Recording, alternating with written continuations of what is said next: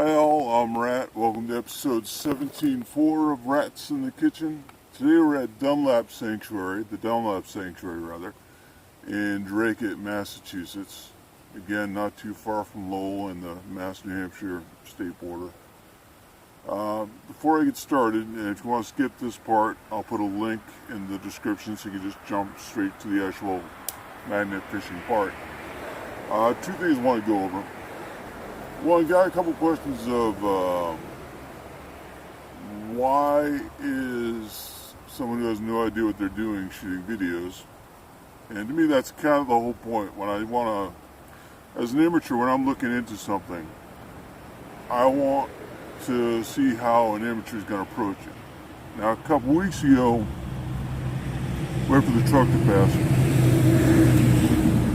A couple weeks ago, I was looking at some yoga videos, and they were geared towards beginners.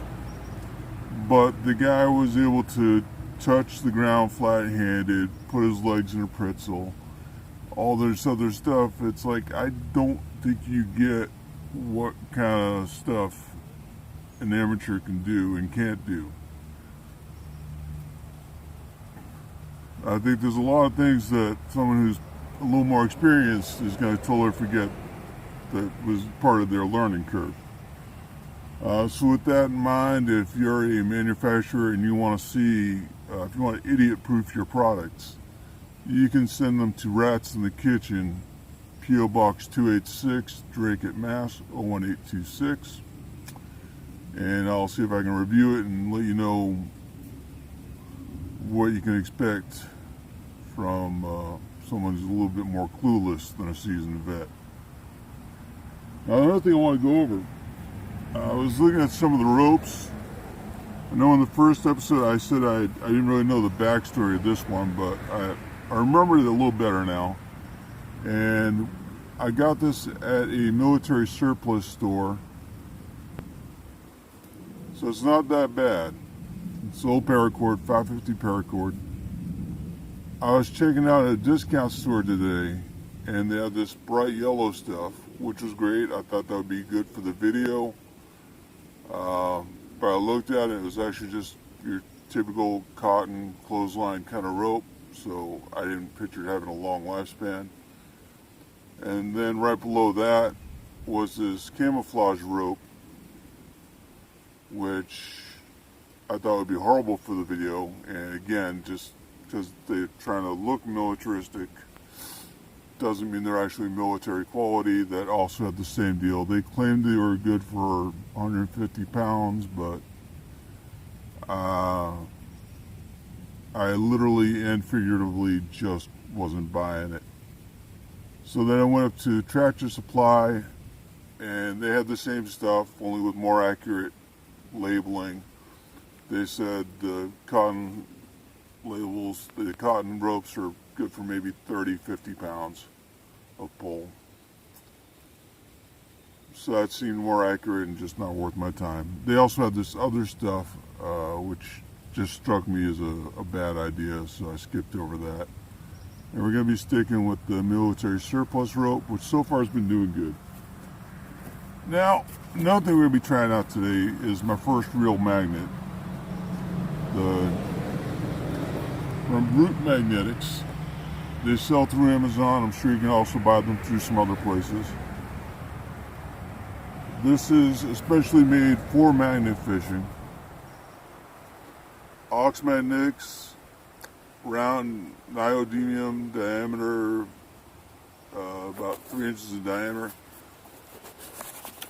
Comes in this nice little white box. The box looks beat up. That's because I've had this for a couple weeks and just haven't gotten around to using it, so it's been banging around in my car. Comes wrapped up with a little bit of paper. Pretty good strength there. Comes with the bolt, just screws right in.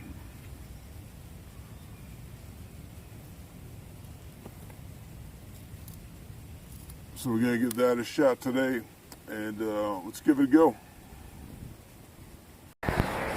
So that right there is my first big find right here at the Dunlap Sanctuary. Now we're going to keep going and see if I can find the rest of the car.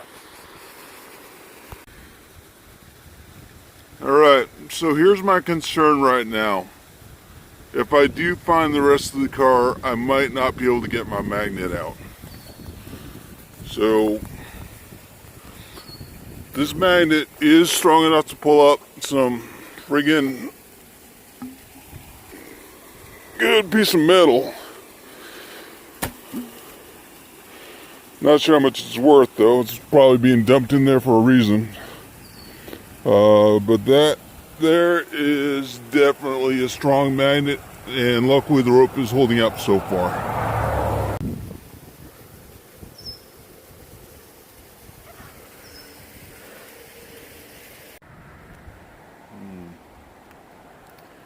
Alright, so I've been here about half hour, 45 minutes, and I've been snagged on something in there quite a few times.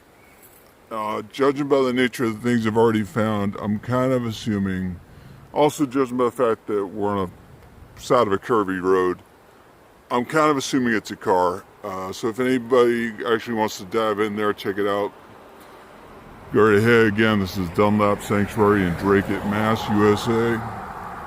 I'm going to keep looking around. There's another body of water deeper in the woods. I'm not expecting any cars there, but we'll find out. Thank you.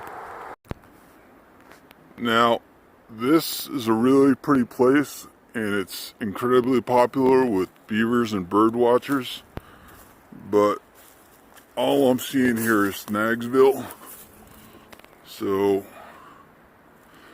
I'm just not comfortable casting here.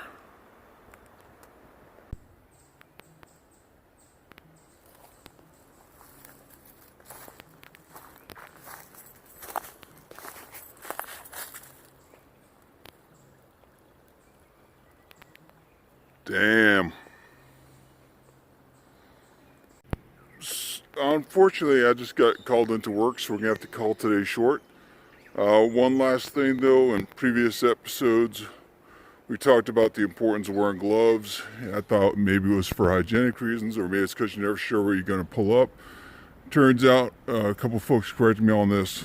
The reason you want to wear gloves is to keep your hands clean. So, good advice there. Again, thank you for watching.